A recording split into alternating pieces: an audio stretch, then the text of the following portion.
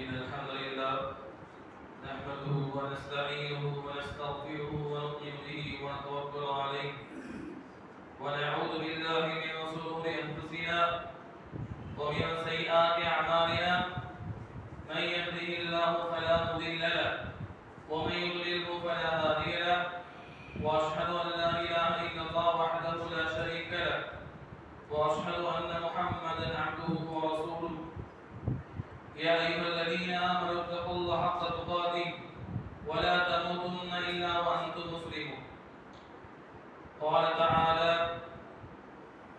شهر رمضان الذي أنزل فيه القرآن هدى للناس وبينات من الهدى والفرقان وقال عليه الصلاة والسلام أحب الأعمال إلى الله تعالى أدومها وإن أقلت وقال عليه الصلاة والسلام من صام رمضان إيمانا واحتسابا غفر له ما تقدم من ذنبه صدق الله وصدق رسول الله صلى الله عليه وسلم எல்லா புகழும் புகழ்ச்சியும் நம்மை எல்லாம் படைத்து கண்காணித்துக் கொண்டிருக்கிற அல்லாஹ் ஒருவனுக்கு உரித்தாகட்டுமாக. அவனது அன்பும் கிருபை அவனால் தேர்வு செய்யப்பட்ட இறை தூதர்கள் யாவரின் மீதும் அதன் வழிவந்த முஸ்லிம்கள் அனைவரின் மீதும் குறிப்பாக நம்முடைய தூதர் நம்முடைய உயிரை விட மேலான முஹம்மது ரசூலுல்லாஹ் ஸல்லல்லாஹு அலைஹி வஸல்லம் அவர்கள் மீது அன்னாருடைய வாழ்க்கை வழிமுறையை அப்படியே பின்பற்றி வாழ்ந்த அன்னாருடைய குடும்பத்தார்கள் தோழர்கள் அதன் வழிவந்த இமாம் பெருமக்கள் ஏழை முஸ்லிம்கள் அனைவரின் மீது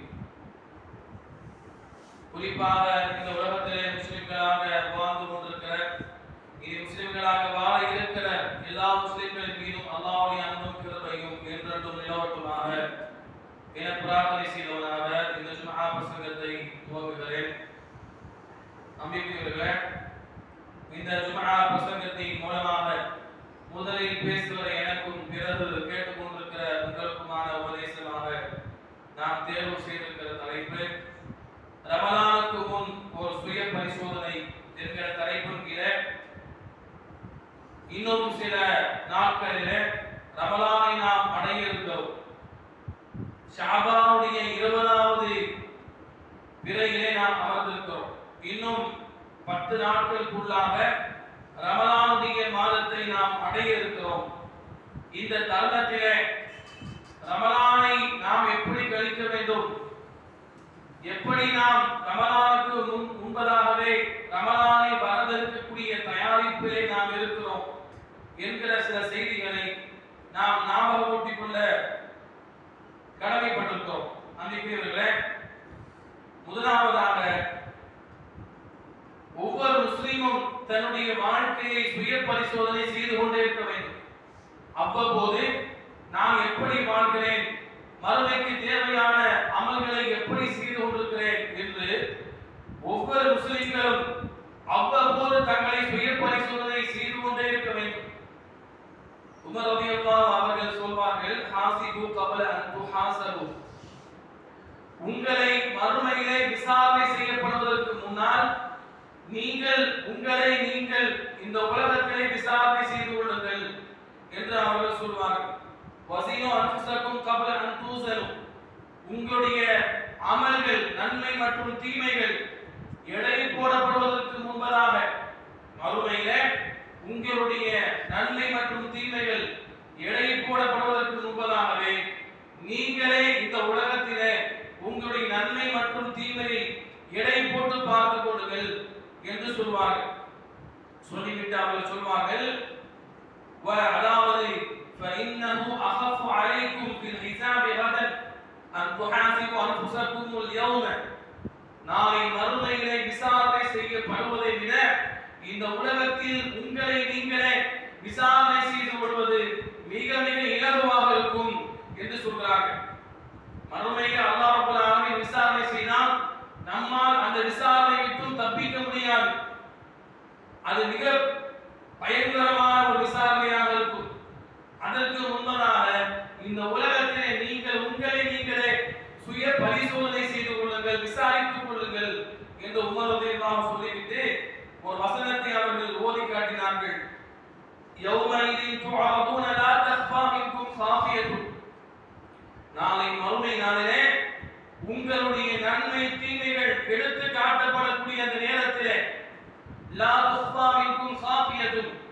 எந்த ஒரு விஷயமும் உங்களை விட்டும் நாளை மறுமையிலே அது மறைக்கப்பட முடியாது, மறைந்து போகாது. அனைத்து நன்மைகளும் அனைத்து தீமைகளும் உங்களுக்கு மறுமையிலே எடுத்து காட்டப்படும் என்று சொல்லக்கூடிய அந்த வசனத்தை உமர் ரலியல்லாஹு அவர்கள் ஓதி காட்டினார்கள். பரமானவர்களே, மறுமையிலே நாம் விசாரணை செய்யப்படுவதற்கு முன்பதாகவே இந்த உலகத்திலே நாம் நம்மை நாமே விசாரணை செய்து கொள்ள வேண்டும். அதுதான் மறுமையை நம்பக்கூடிய, மறுமையை பயப்படக்கூடிய ஒவ்வொரு முஸ்லிமுக்கும் சிறந்த ஒன்றாக இருக்கிறது. அந்த அடிப்படையில இந்த உலக வாழ்க்கையிலே ரமலான் என்கிற ஒரு அற்புதமான காலம், மாதம் நம்மை வந்து அடைய இருக்கிறது. அதற்கு முன்பதாக ரமலானை வரவேற்கக்கூடிய முயற்சிகள் நம்முடைய வாழ்க்கையில் இருக்கிறதா என்பதை நாம் சுய பரிசோதனை செய்ய வேண்டும். ரமலான் வருகிறது என்று சொன்னால் நம்மிலே பல நபர்கள், பேசுகிற நானாக இருக்கலாம், கேட்கிற நீங்களாக இருக்கலாம், அல்லாஹ் பாதுகாத்த நபர்களை தவிர நம்மிலே பல நபர்கள் எப்படி பேசிக் கொள்கிறோம் அல்லது எப்படி நாம் நினைக்கிறோம் என்று சொன்னால், ரமலான் வருகிறது, வெயில் கடுமையாக வெயில் அடிக்கிறது, எப்படி ரமலானுடைய மாதத்தை நாம் கடக்கப் போகிறோமோ தெரியவில்லையே, ரமலானிலே சாப்பிடாமல், ரமலானிலே தண்ணீர் குடிக்காமல் இருக்க வேண்டுமே, ரமலானிலே கொஞ்சம் தூக்கத்தை தியாகம் செய்ய வேண்டுமே, எப்படி நாம் செய்ய போகிறோம் என்று ரமலானுடைய அந்த நாட்கள் நமக்கு சிரமமாகத்தான் தெரிகிறது. அல்லாஹ் பாதுகாத்து நம்மளை தவிர நம்மில் பெரும்பான்மையான மக்களுக்கு ரமலானுடைய நாட்கள் சிரமமாகத்தான் தெரிகிறது. அவரவருக்கு தான் தெரியும்.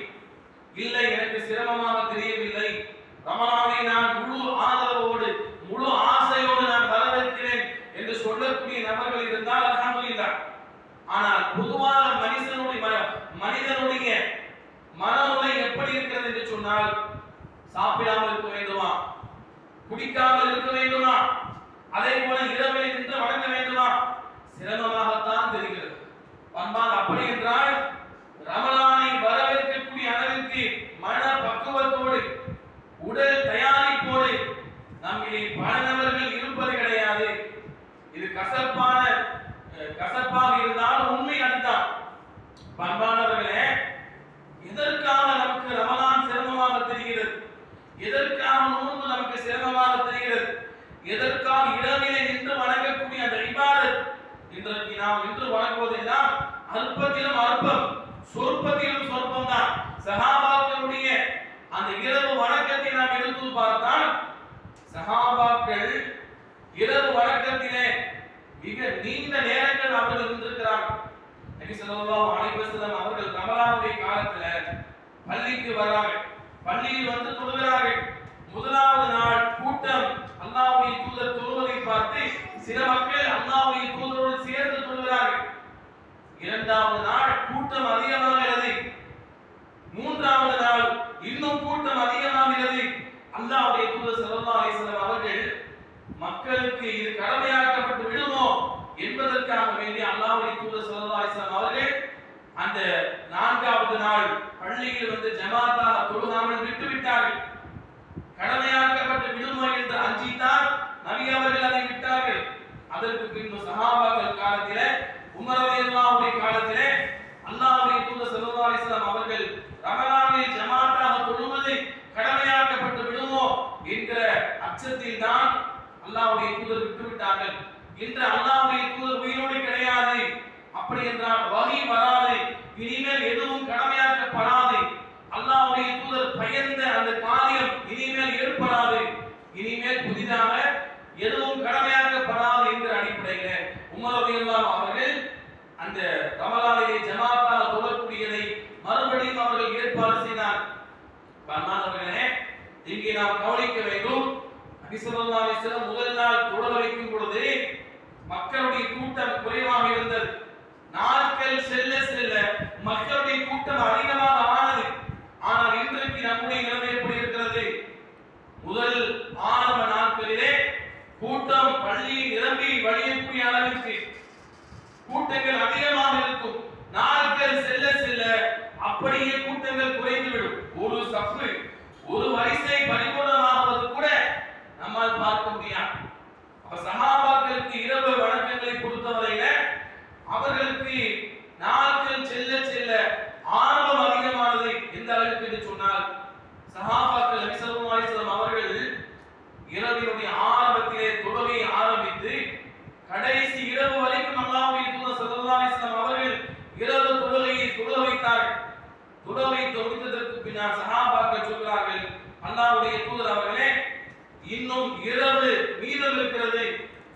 இன்னும் சேர்த்து எங்களுக்கு தொழுகை நடத்துங்கள் என்று அவர்கள் சொல்கிறார்கள்.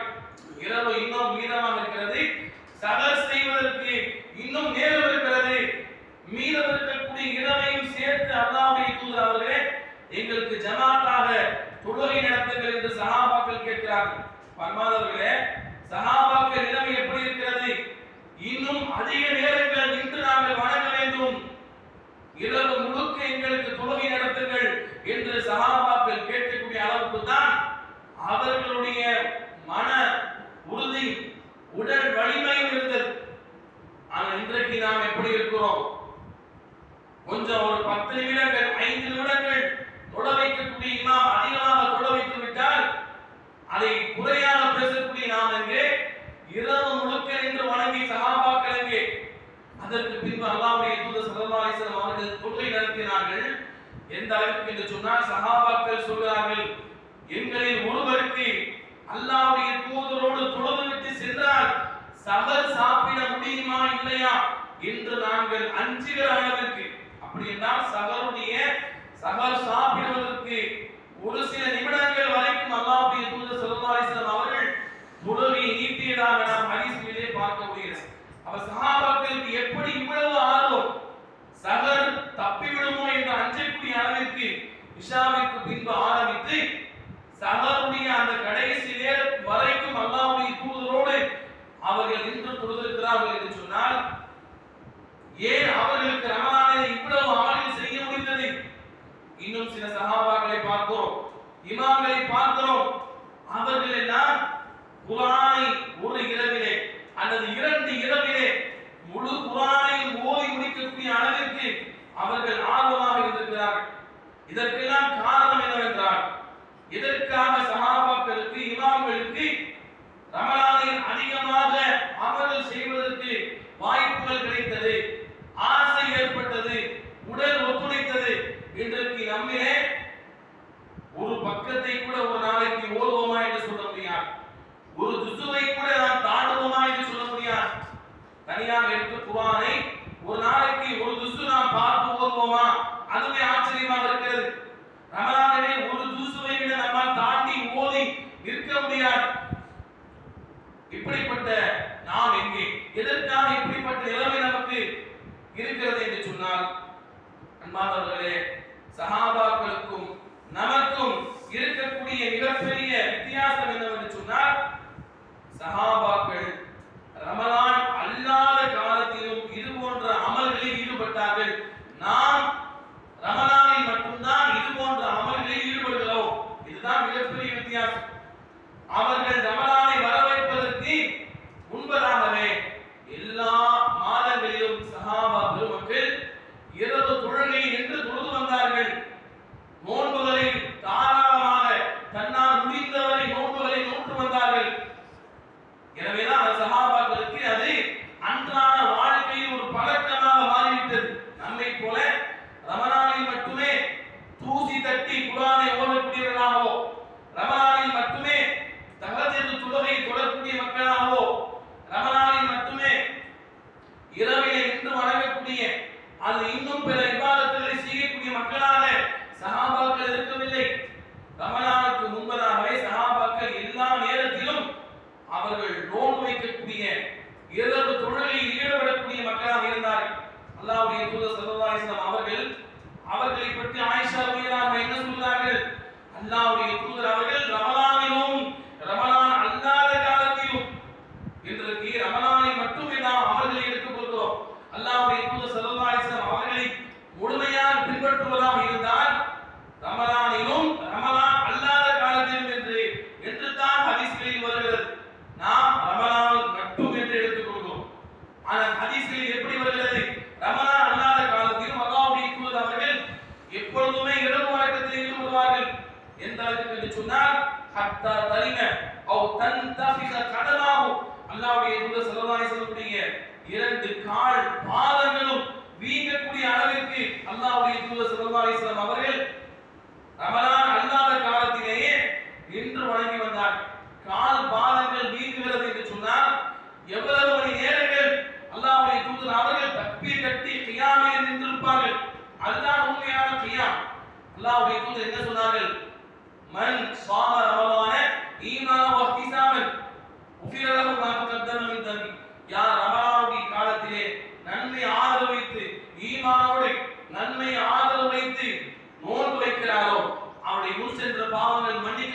சொன்னார்களே, அதே போலத்தான் அல்லாஹ்வுடைய தூதர் அவர்கள் மன் காம என்று சொன்னார்கள்.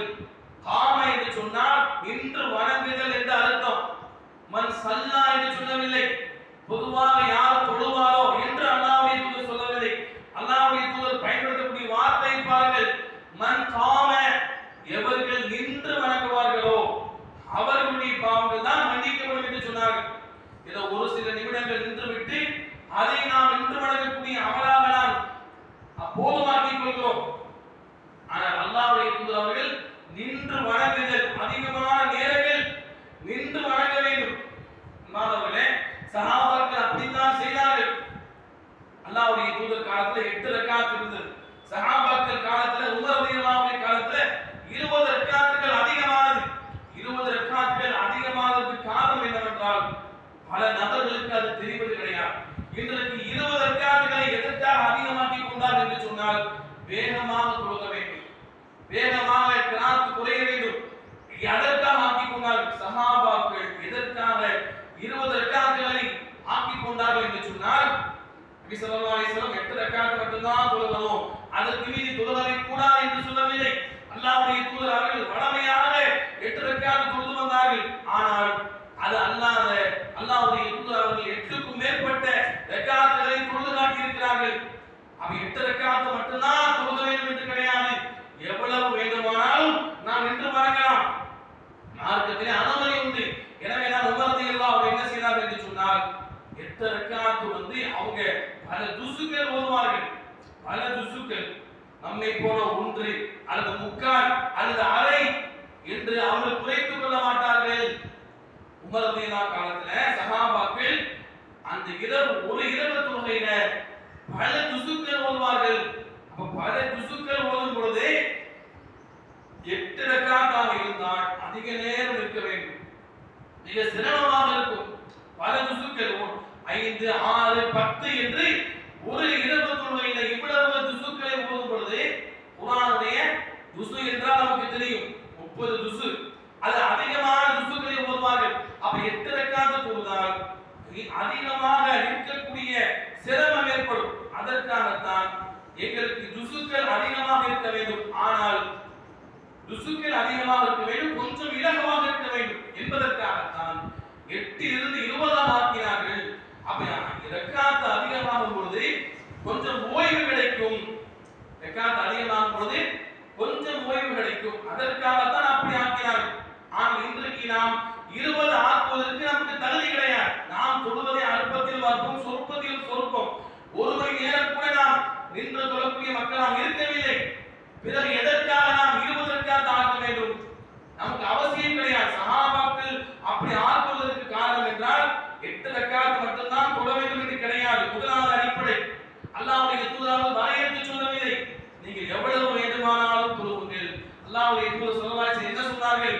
இரவு தொழுகை பற்றி கேட்கப்படும் பொழுது இரவு தொழுகை என்பது ரக்காத்தைனி 2 ரக்காத்தாக தொழுவது, சுபுஹுடைய நேரம் வந்து விடுமோ என்று அஞ்சும் வரைக்கும் நீங்கள் 2 தொழுது கொள்ளுங்கள் என்று அல்லாஹ்வுடைய தூதர் ஸல்லல்லாஹு அலைஹி வஸல்லம் அவர்கள் எண்ணிக்கையை வரையறுக்காமல் செய்தார்கள். சஹாபாக்கள் செய்தது பிதஅத் கிடையாது, புதிய வழிமுறை கிடையாது. அவர்கள் பல ஜுசுக்களை ஓதும் பொழுது அவர்களால் அதிகமாக நிற்க சிரமமாக இருந்தது. கொஞ்சம் நிற்பதை குறைத்துக் கொண்டால் அவர்களுக்கு பல ஜுசுக்களை ஓத முடியும். எனவே பல ஜுசுக்களை ஓதுவதற்காகத்தான் சஹாபாக்கள் ரக்காத்தை அதிகமாக்கிக் கொண்டார்கள். ஆனால் இன்றைக்கு நாம் எப்படி இருக்கிறோம் அன்பானவர்களே? எதற்காக நாம் சொல்கிறோம் என்றால் சஹாபாக்கள் ரமலானிலும் ரமலான் அல்லாத காலத்திலும் இரவு வணக்கத்தில் ஈடுபட்டார்கள். அல்லாஹ் குர்ஆனில் சொல்றான், இன்ன ரப்பக யஅலமு அன்னக தகூமு அத்னா மின் சுலுஸைல் லைலி வ நிஸ்ஃபஹு வ சுலுஸஹு வ தாயிஃபத்து மினல் லதீன மஅக். நபியே, நீங்களும் உங்களோடு இன்னும் சில சஹாபாக்களும் பாதி இரவு அல்லது இரவிலே 1/3 நேரங்கள் நீங்கள் நின்று தொழுகிறீர்கள் என்று அல்லாஹ் ரப்பல் ஆலமீன் எல்லா காலத்திலும் பொதுவாகத்தான் அல்லாஹ் சொன்னான்.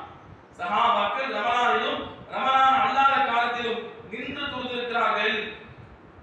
அன்பானவர்களே, எனவே நான் சஹாபாக்களுக்கு ரமலானில் கூடுதலான அமல் செய்வதற்கு அவர்களுக்கு ஆசை ஏற்பட்டது, உடல் ஒத்துழைத்தது.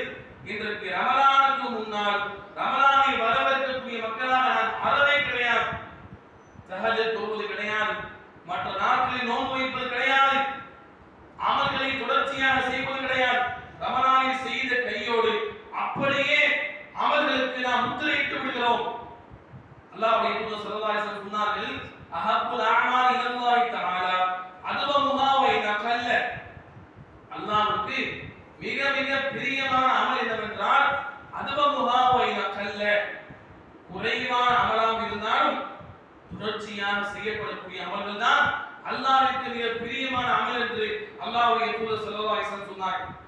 ரமலான்ல மட்டும் தொழுது விட்டு அப்படியே விட்டு விடுவதை அல்லாஹ் விரும்ப மாட்டான்.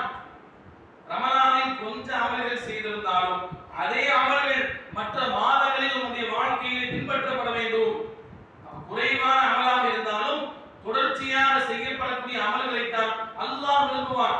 சஹாபாக்கள் ரமலானுக்கு முன்பதாகவே அவர்கள் தொழுது வந்தார்கள், இரவு வணக்கங்களிலே ஈடுபட்டார்கள்.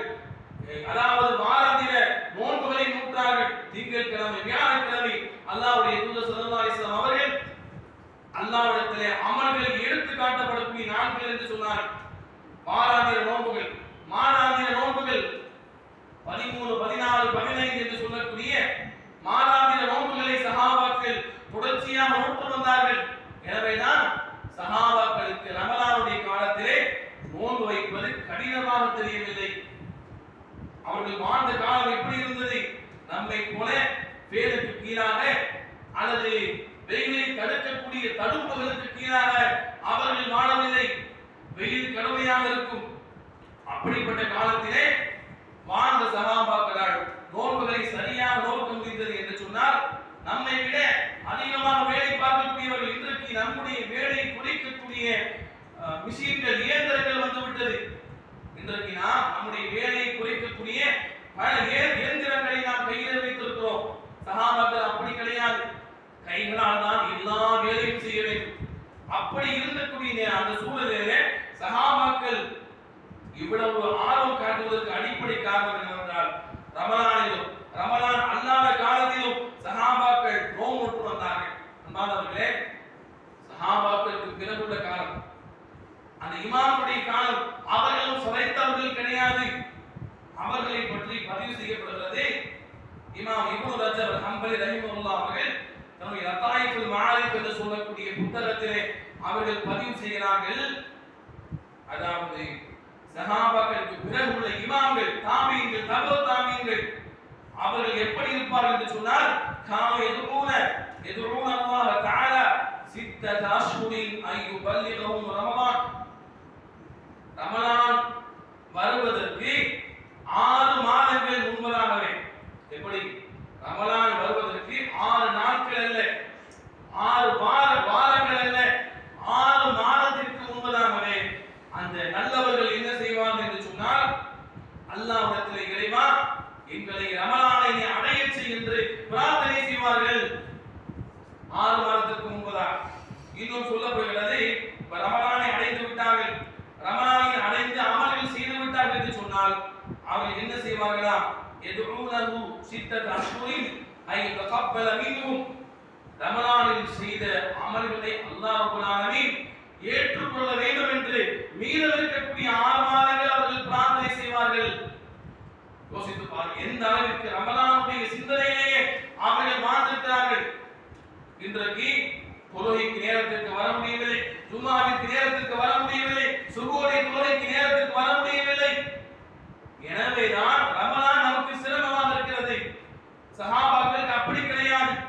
6 மாதத்திற்கு முன்பதாக ரமலானை அடைய வேண்டும் என்றும், ரமலான் முடிந்த பிறகு 6 மாதங்கள் வரைக்கும் ரமலானில் செய்யப்பட்ட அமல்களை அல்லாஹ் ரப்பல் ஆலமீன் ஏற்றுக்கொள்ள வேண்டும் என்றும் அவர்கள் பிரார்த்தனை செய்திருக்கிறார்கள் என்று சொன்னால், எந்த அளவிற்கு அவர்கள் எல்லா நாட்களிலும் அமல்களிலே ஆர்வம் செலுத்தியிருக்கிறார்கள் என்பதை நாம் புரிந்து கொள்ள வேண்டும். எனவே மற்ற நாட்களிலும் நாம் அமல்களிலே, இரவு வணக்கங்களிலே, இபாதத்துகளிலே, குறிப்பாக நோன்பு போன்ற விஷயத்திலே நாம் ஆர்வம் செலுத்தி வந்தால் மட்டும்தான் ரமலானை சிறப்பாக அடைந்து சிறப்பாக ரமலானை நாம் கடக்க முடியும். அன்பானவர்களே, அல்லாஹ் ரப்பல் ஆலமீன் அத்தகைய மக்கள் ஆவதற்கு நம்மை யாவருக்கும் அருள் செய்வானாக. ஆமீன்.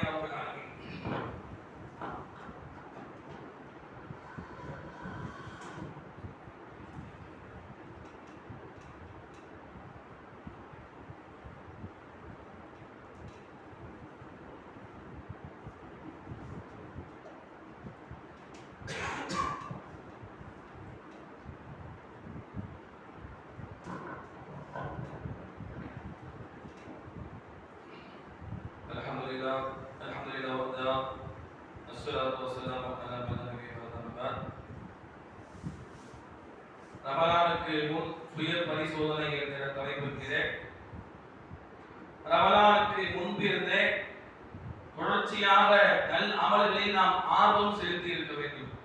அதுதான் உண்மையாக ரமலானை வரவேற்கக்கூடியதாக இருக்கிறது. ரமலானை வரவேற்பது என்றால் ஏதோ பெயரளவிலே ரமலானை பற்றி பேசுவது கிடையாது. பெயரளவிலே ஜும்மாவுடைய தலைப்பிட்டு உரை நிகழ்த்துவது கிடையாது. பெயரளவிலே தர்பியாக்கள் என்று வைத்து ரமலானை வரவேற்போம் என்று பெயரளவிலே பயான்களை பேசப்படுவது மட்டும் ரமலானை வரவேற்பது கிடையாது. ரமலானுக்கு முந்தைய மாதங்களிலும் நாம் இரவு வணக்கங்களிலே, இபாதத்துகளிலே, குர்ஆன் ஓதக்கூடிய விஷயத்திலே, நோன்பு வைக்கக்கூடிய விஷயத்திலே நாம் தொடர்ச்சியாக நாம் இருக்க வேண்டும். அப்பொழுது மட்டும்தான் ரமலானிலே நாம் முழு ஈடுபாடோடு ரமலானை கழிக்கக்கூடிய மக்களாக நாம் மாறுவோம். அன்பானவர்களே, ரமலான் என்பது சாதாரண ஒரு பாக்கியம் கிடையாது. அல்லாஹ்வுடைய தூதர் ஸல்லல்லாஹு அலைஹி வஸல்லம் அவர்கள் சொல்லக்கூடிய ஒரு ஹதீஸை பாருங்கள். ரமலான் என்பது ஒரு ரமலானாக இருந்தாலும் அதை நாம் சரியாக பயன்படுத்தினால் அது மிகப்பெரிய ஒரு பாக்கியம். அல்லாஹ்வுடைய தூதர் ஸல்லல்லாஹு அலைஹி வஸல்லம் காலத்துல தல்ஹா இப்னு அப்துல்லாஹ் உபைதுல்லாஹ் என்று சொல்லக்கூடிய சஹாபி அவர்கள் ஒரு கனவு காண்கிறார்கள். தல்ஹா இப்னு உபைதுல்லாஹ் என்ன கனவு என்று சொன்னால், அதாவது நபி ஸல்லல்லாஹு அலைஹி வஸல்லம் காலத்துல இரண்டு மனிதர்கள் ஒரே நேரத்தில் இஸ்லாத்தை தழுவுகிறார்கள். ஒரே நேரத்துல இஸ்லாத்துக்கு வராங்க. இஸ்லாத்துக்கு வந்தா அதுல இரண்டு நபர்களில் ஒரு நபர் இன்னொரு நபரை விட மிக அதிகமாக ஈடுபாடு செலுத்தி போர்க்களத்தில் கலந்து கொண்டு அல்லாஹ்வுடைய மார்க்கத்திற்காக உயிரை தியாகம் செய்கிறார் ஒரு நபர். இன்னொரு நபர் அவருக்கு பின்னால் வாழ்கிறார். ஒரு வருடம் மட்டும் அவருக்கு பின்னால் அதிகமாக வாழ்கிறார். ஆனால் அவர் போர்க்களத்திற்கு செல்லவில்லை, அல்லாஹ்வுடைய பாதையில் உயிரை தியாகம் செய்யவில்லை. ஆனால் அவர் என்ன செய்கிறார் என்றால், அவருக்கு பின்னால் வாழ்ந்த இன்னொரு நபர் அவருக்கு ஒரே ஒரு ரமலான் மட்டும் வாழ்க்கையில் கிடைத்து விட்டது. அந்த ரமலானை அவர் சரியாக பயன்படுத்திக் கொண்டார். அதற்கு பின்பு ஒரு வருடம் கழித்து அவரும் மரணித்து விடுகிறார்.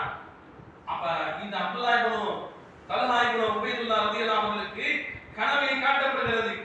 அந்த இரண்டு நபர்களும் சுவர்க்கத்திற்கு வெளியே இந்த தல்ஹா இப்னு உபைதுல்லாஹ் ரலியல்லாஹு அவர்கள் இருக்கிறார்கள். இருக்கும் பொழுது முதலாவது சுவர்க்கத்தில் அனுமதி அளிக்கப்பட்ட நபர் யார் என்று சொன்னால், எவர் மார்க்கத்திற்காக உயிரை தியாகம் செய்து மரணித்தாரோ அவர் கிடையாது. அவருக்கு பின்னால் ஒரு வருட காலம் வாழ்ந்து ரமலானை அடைந்து ரமலானில் இபாதத்துகள் செய்தாரா இல்லையா, அவரை முதலாவது சுவர்க்கத்திற்குள் அனுமதிக்கப்படுகிறது. இதை பார்க்கிறாங்க. அதற்கு பின்புதான் அல்லாஹ்வுடைய மார்க்கத்திற்காக உயிர் தியாகம் செய்த அந்த நபரை சுவர்க்கத்திற்குள் அனுமதிக்கப்படுகிறது. அப்ப இந்த சஹாபிக்கு ஒரு ஆச்சரியம். எதற்காக வேண்டி அல்லாஹ்வுடைய மார்க்கத்திற்காக உயிரை தியாகம் செய்தவரை பின்னாலும் உயிரை தியாகம் செய்யாத நபரை முன்னாலும் அனுமதிக்கப்பட்டது மிகப்பெரிய ஆச்சரியம். சஹாபாக்களுக்கு மத்தியில் அடுத்த நாள் சுபுக்கு பின்னாடி சஹாபாக்கள் பேசிக் கொள்கிறார்கள். இந்த செய்தி அல்லாஹ்வுடைய தூதருக்கு கிடைக்கிறது. சஹாபாக்கள் நபி ஸல்லல்லாஹு அலைஹி வஸல்லம் அவரை பார்த்து கேட்டார்கள், யா ரசூலல்லாஹ், ஆச்சரியமாக இருக்கிறது. இவருக்கு முன்னால் இறந்தவர் அவர் அல்லாஹ்வுடைய மார்க்கத்திற்காக உயிரை தியாகம் செய்தார். ஆனால் அதற்கு பின்னால் இறந்தவர் அவரும் இரண்டு நபர்களும் ஒரே காலகட்டத்தில் இஸ்லாத்தை ஏற்றவர்கள். இவரை விட அவர்தான் அல்லாஹ்வுடைய மார்க்கத்திற்காக உயிரை தியாகம் செய்திருக்கிறார். அவரை தானே முன்னால் சுவர்க்கத்தில் அனுப்பப்பட்டிருக்க வேண்டும். சஹாபாக்கள் கேட்கிறார்கள். நபி ஸல்லல்லாஹு அலைஹி வஸல்லம் சொன்னார்கள், அவருக்கு பின்னால் ஒரு வருட காலம் வாழ்ந்தாரா இல்லையா என்று கேட்கிறார்கள். ஆம் என்று சொல்கிறார்கள். அதே போல அவர் ரமலானை அடைந்தாரா இல்லையா என்று ரசூலுல்லாஹ் கேட்கிறார்கள். சஹாபாக்கள் சொன்னார்கள், யா ரசூலுல்லாஹ், அல்லாஹ்வுடைய மார்க்கத்திற்காக உயிரை தியாகம் செய்த அந்த மனிதரை காட்டிலும் இவர் பின்னால் ஒரு வருடம் வாழ்ந்து ரமலானை அடைந்து விட்டார் என்று சொல்லப்படுகிறது. அவர் நபி ஸல்லல்லாஹு அலைஹி வஸல்லம் சொன்னார்கள், وَأَدْرَكَ رَمَضَانَ وَصَامَهُ وَصَلَّى كَذَا وَكَذَا فِي الْمَسْجِدِ فِي سَنَةِ. அவர் ரமலானை அடைந்து நோன்பு நோற்று பள்ளியிலே தங்கி அவர் இபாதத்தில்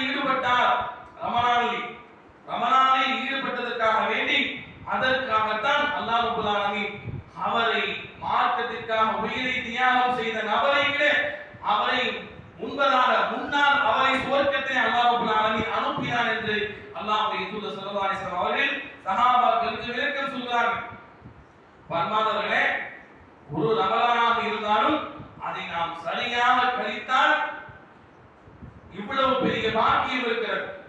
மார்க்கத்திற்கான உயிரை தியாகம் செய்வது இஸ்லாத்தில் ஆக சிறந்த நன்மை, ஆக சிறந்த பெரிய காரியம். ஆனால் அதையும் மிஞ்சக்கூடிய ஒரு காரியம் தான் ரமலானுடைய காலத்தை அடைந்து சரியான நோன்பு வைத்து சரியாக நாம் கொடுப்பது. எனவே இதனுடைய முக்கியத்துவத்தை நாம் புரிந்து கொள்ள வேண்டும். அல்லாஹ் ரப்பல் ஆலமீன் ரமலானை எப்படி நாம் அடைகிறோமோ அதில் ஆர்வத்தோடு அமல்கள் செய்யக்கூடிய மக்கள் அவர்களுக்கு பேசுகிறார்கள். கேட்டவர்கள் அனைவருக்கும் அருள் புரிவானாக. ஆமீன் ஆமீன் ரப்பல் ஆலமீன். அகூலு கௌலி ஹாதா அஸ்தக்ஃபிருல்லாஹ் லி வ லக்கும் வ ஸாயிரில் முஸ்லிமீன் ஃபஸ்தக்ஃபிருஹு இன்னஹு ஹுவல் கஃபூருர் ரஹீம்.